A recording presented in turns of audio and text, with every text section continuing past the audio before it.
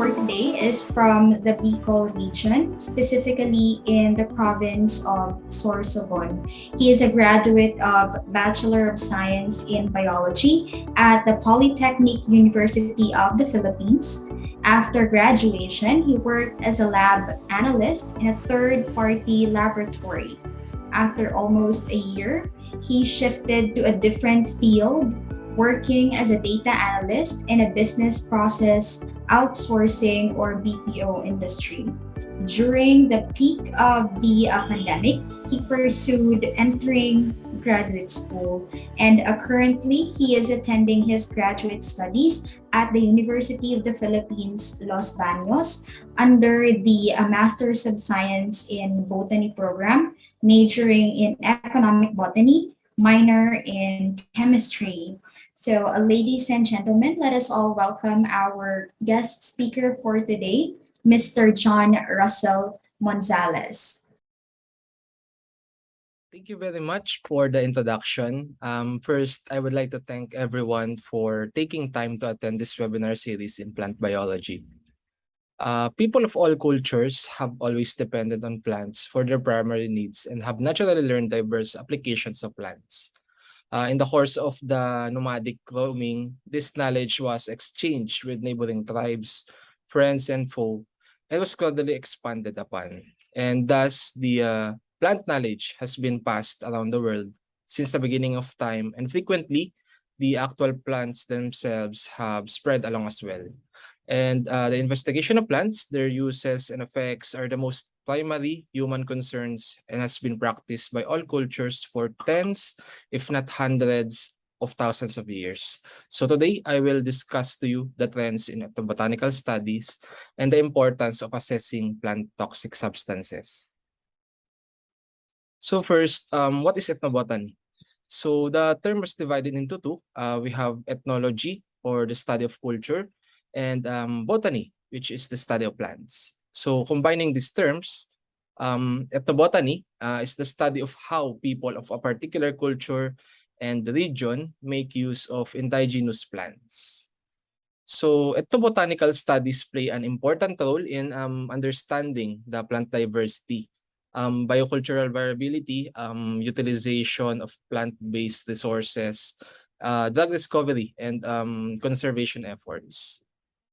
So here we can see an ethnobotanist together with ethnic groups.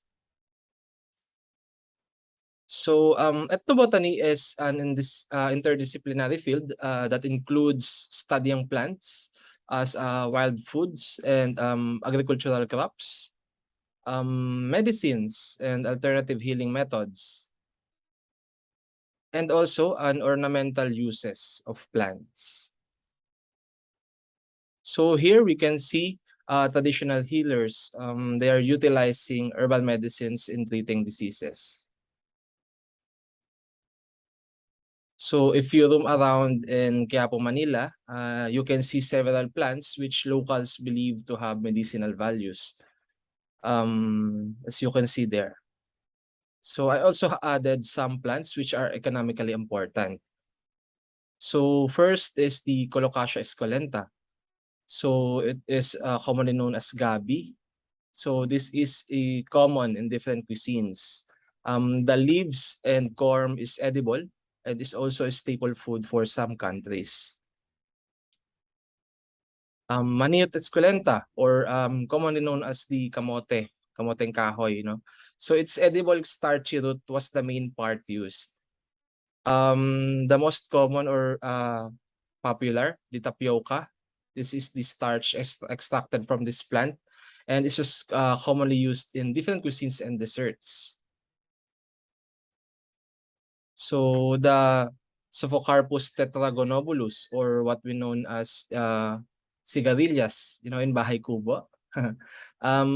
This is a plant in Leguminosae family. So the pods are the most consumed part, but the remaining are nutritionally valuable.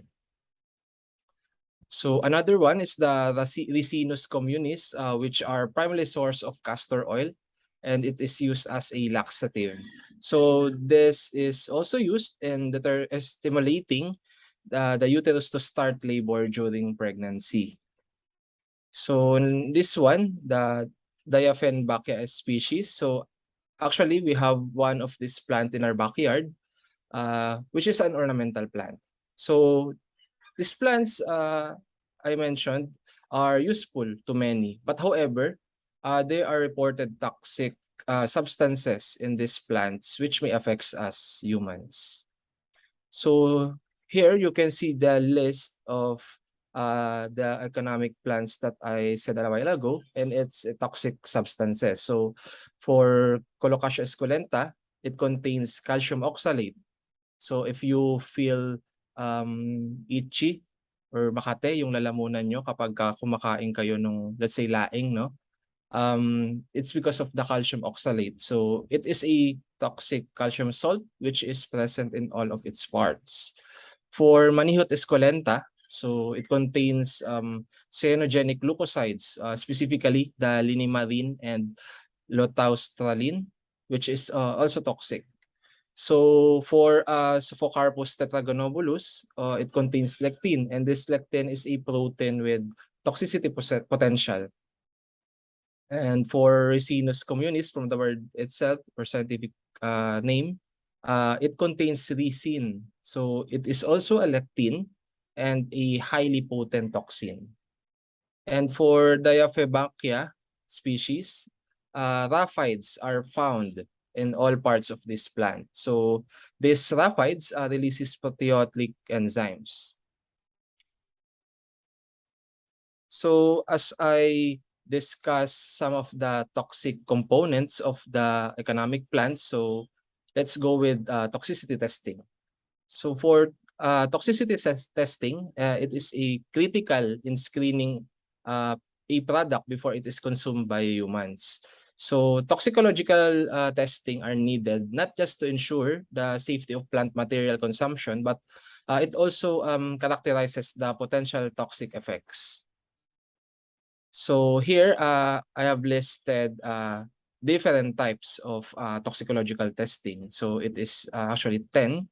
So I will discuss this one by one. First is the acute toxicity. So for acute toxicity, this test were first are commonly conducted. So they provide data on relative toxicity likely to arise from a single or brief of exposure, or sometimes multiple doses over a brief period of time. So standardized tests are available for oral, dermal, and inhalation exposures. And many regulatory agencies still require the use of all or some of these tests. So next is for subchronic toxicity. So this is employed to determine toxicity likely to arise from repeated exposures of several months or weeks. So standard tests are available for same with the acute toxicity, oral, dermal, and inhalation exposures. So detailed information is obtained during after the study. So ranging from body weight, food, water consumption, measurement, effects on eyes and behavior, composition of blood, and microscopic examination of selected tissues and organs. So for chronic toxicity, it determines the toxicity from exposure for a substantial portion of subjects' lives. So they are similar to subchronic tests except that they extend over longer period of time and involve larger group of animals.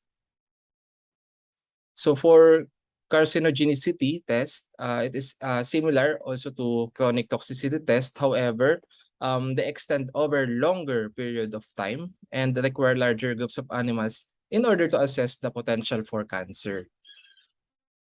For reproductive toxicity testing, it is intended to determine the effects of substances on gonadal function, conception, birth, and growth of development of offspring. So the oral route of administration is preferable.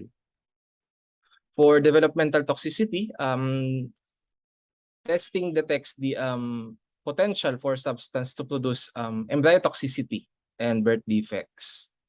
For dermal toxicity, no, it involves skin. So it determines the potential for an agent to cause irritation and inflammation of the skin. So those reactions may be result of direct damage to the skin cells by a substance or indirect responses due to sensitization for prior exposure. Next is for ocular toxicity. It is one at a time determined by applying a test substance for 1 second to the eyes of 6 test animals. Usually, the rabbits was used as test organisms for this test. The eyes were then carefully examined for 72 hours using a magnifying instrument to detect minor effects. An ocular reaction can occur over the cornea, conjunctiva, or iris. It may be simple irritation that is reversible and quickly disappears. And next is for neurotoxicity. So this test were developed to supplement the delayed neurotoxicity test in domestic chickens. So the most common assay in this test is the hen assay. So it determines delayed neurotoxicity resulting from exposure to anticholinergic neurological effects to test the substance, and it was observed for 21 days for delayed neurotoxicity. And lastly, the genetic toxicity. So it involves genes. So it determines using a wide range of test species, including whole animals and plants, microorganisms, and also mammalian cells. So a large variety of tests have been developed to measure gene mutations, chromosomal changes, and DNA activity as well.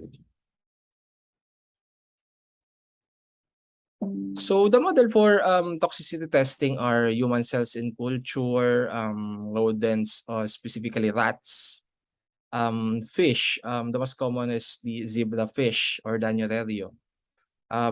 Bacteria for this case. For genotoxicity testing, the most frequently used model organism are fish embryo and bacterium.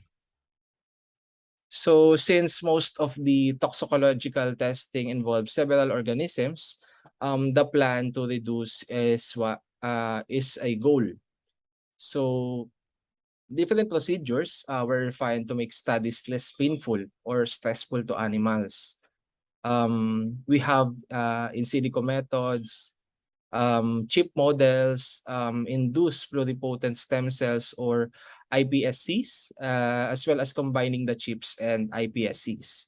So for in silico methods, it means that the toxicological testing was performed on computer or via computer simulation. So next is for chip models. So it includes human cell culture that are placed on a computer chip, and from there it was studied. So an example for this is the lung on a chip, which is described as combining microfabrication techniques with modern tissue engineering. And this chip offers a new in vitro approach to drug screening by mimicking the complicated mechanical and biochemical behaviors of human lung. For induced pluripotent stem cells or iPSCs, the cells of mammals and plants can be reprogrammed via cellular programming to generate iPSCs. Like human embryonic stem cells, iPSCs are pluripotent, and these cells can renew themselves. So emerging approaches on chips and iPSCs are being combined. So one example for the evaluation of drugs as potential countermeasures for biological and chemical threats can be a substitute for human clinical trials. The chips and humans on a chip can be used as complex in vitro human models to simulate biology and function of an organ. So here, I would just like to share different studies incorporating ethnobotany and toxicological testing. So first is the study in the year 2022, which is the comparative toxicity, phytochemistry, and the use of 53 medicinal plants by Clement Pascual and company. So in the study, the medicinal plants were subjected to phytochemical testing and toxicological testing, particularly in brine shrimp lethality assay. So general phytochemical screening revealed the presence of tannins, alkaloids, glycosides, flavonoids, steroids, triterpenoids, uh, anthracinones, and saponins. So, however, no apparent correlation could be found between toxicity and chemical diversity or a specific class of phytochemicals present. So next is the study. So the acute toxicity of um, aqueous and ethanolic extract of Psidium guajava, Vernonia amygdalinum, Cajanus cajan, Philanthus amarus, Euvaria kame, and Lantana camara was evaluated at a single dose of 2,000 milligram per kilogram body weight on rats. So since they are talking about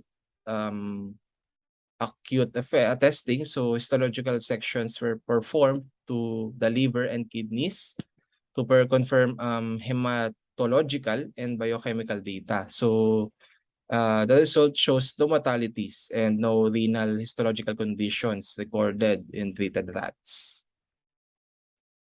So here in the study by Adam Kova and company, so the lectins were extracted from plant families, Adoxaceae, Amarantaceae, Cannabacea, Fabaceae, Graminae, Lamiaceae, Linaceae, Pedliaceae, and Solanaceae. So lectins were subjected to hemagglutination assay, and based on non-treated or trypsin-treated rabbits, erythrocytes was used to measure the lectin activity.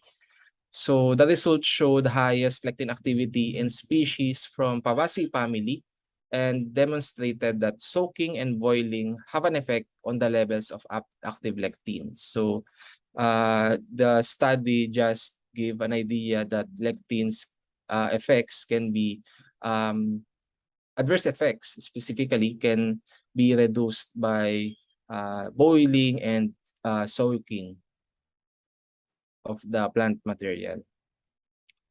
So in the study, again by Te and company, so the teratogenicity testing and mortality of zebrafish embryo was carried out in the study. So the extract from pink, purple, and dark pink bracts of Bougainvillea glabra were treated in varying concentrations. So all extracts within the tested concentrations did not induce death in embryo, except the pink bract extracts with LC50 of 85.1 micrograms per ml. So in the teratogenicity study, all extract-related embryos showed yolk sac edema, and different concentrations and the effect observed was dependent of the concentrations. And on top of that, the purple bract extract induced hypopigmentation in embryo significantly at 30 micrograms per ml compared to the control. So the current status of toxicological or toxicology testing in potentially economic significant plant species. So what I have here, or what we have here, are figures generated through online scientific journal source. So it says a total of 5,356 global ethnobotanical studies from 2000 to 2022. So 2,617 of which provide or an indicative of doing toxicity screening or tox screen amounting to 49%. This may sound a good percentage, compelling to say at least. So drilling through, we see a declining trend in ethnobotanical study with tox screening. As a starting point, 2000 to 2003, a staggering of 63% of studies has tox screening. It peaked by the year 2004 to 2007 by 69%. And from there, it consistently dropped. By the year 2020 to 2022, we see 39%. So the possible reason for this is due to the availability of journals with known plant toxic components. So citing toxic substances containing in a plant subject is often used in ethnobotanical survey. Another possible reason for this could be the practicality of choosing herbal drugs and synthetic drugs. So researchers might focus on making synthetic drugs than herbal medicine, as the effects and compounds present are controlled and determined. So in 2016, Eldin and his colleagues highlighted the issues related to ethnobotany, the contributions, challenges, and future perspectives. So here it is. So one is the issues regarding the safety and quality control. So the growing interest in plants and their ethnobotanical perspective was largely driven by the misconception that herbal remedies or drugs are always safe. But herbs have been shown to cause a wide range of undesirable or adverse reactions, some of which can result to serious injuries, life-threatening conditions, or even death. Intellectual property rights and biopiracy. So information about the uses of a specific plant species in a community is typically obtained through interviews with individuals or group of people. And the scope of this information varies depending on the methods used. So the economic emphasis of biological prospecting based on indigenous knowledge, including the use of patents and other intellectual property mechanisms, has brought to light critical issues concerning indigenous rights, cultural knowledge, and traditional resources. Next is the lack of information on mechanisms of action of herbal drugs and disease gene network. So other obstacles to ethnobotany and herbal medicine research include a lack of scientific and technological approaches to determine the pharmacodynamic properties and mechanism of action of ethnobotanical herbal-based drugs. This could be due to the complexity of herbal ingredients, unknown targets in the human body, and the mechanism of action underlying the efficacy of herbal medicines. So with all of this, why we need to study toxicological studies in ethnobotany?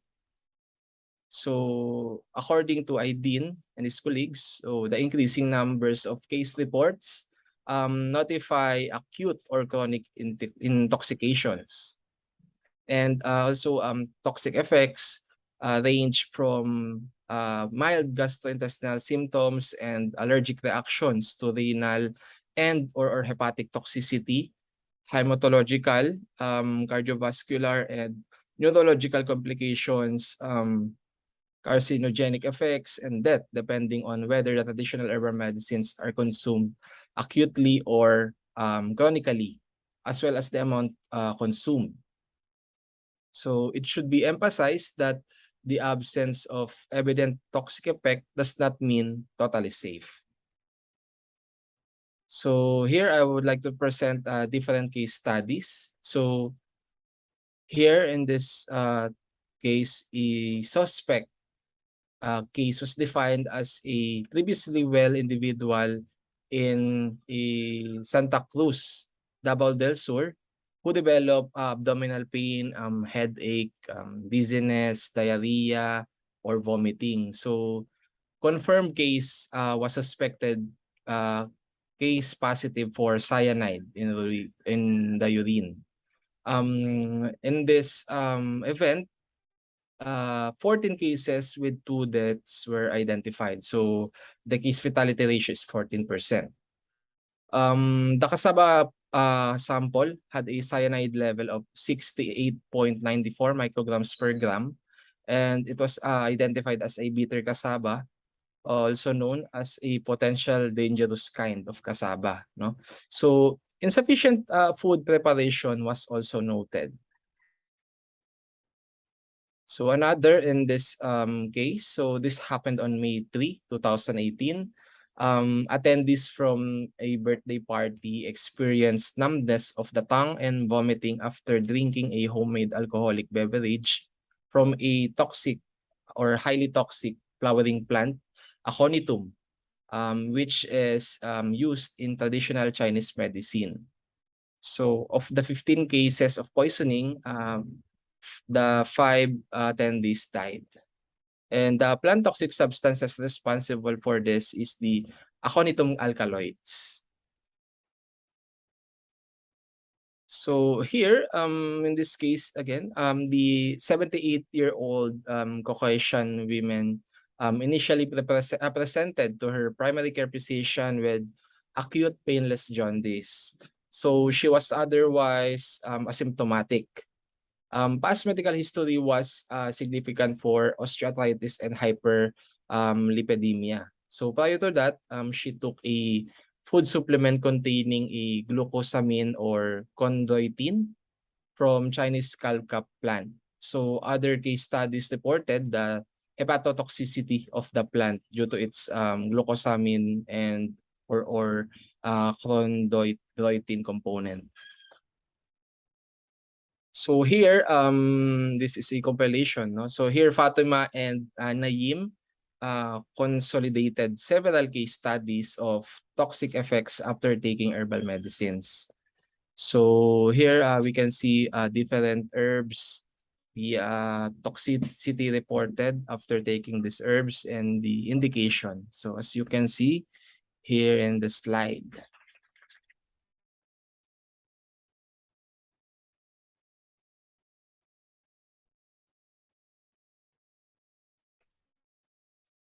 So the next case is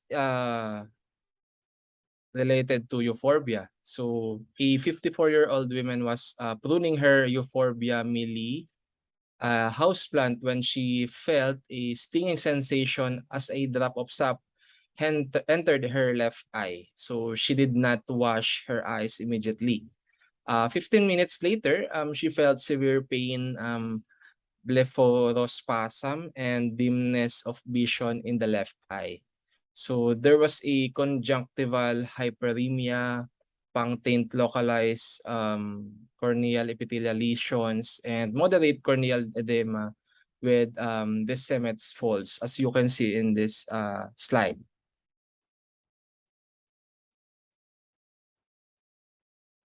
So for the summary, ethnobotany, as I discussed earlier, is an important discipline in which people and plants interact.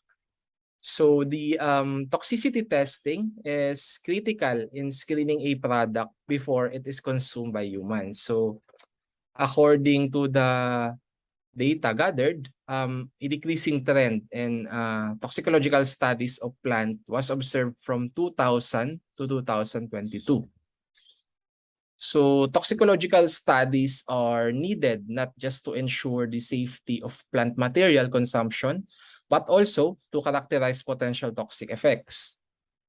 And looking back at the case studies I've discussed, so the substance such as cyanide, aconite, glucosamine or chondroitin, and diterpene esters were noted in different case studies on Manihot esculenta, Aconitum species, Scutellaria bicalensis, and Euphorbia species respectively. So these substances may cause several adverse effects from acute toxicity to carcinogenicity. So the session that we have today might be overwhelming for some, but for others, this is just barely scratching the surface. So having everyone of you here, I feel that we share the same interest to do research and to know more about ethnobotany. So I only have one key takeaway from all of you. If you are fortunate enough to do research, and if you have funds and time permits, please do an extra effort to explore toxicity screening, as we wanted to ensure and promote safety and prevent us from further risk. So again, this is John Russell. Thank you very much.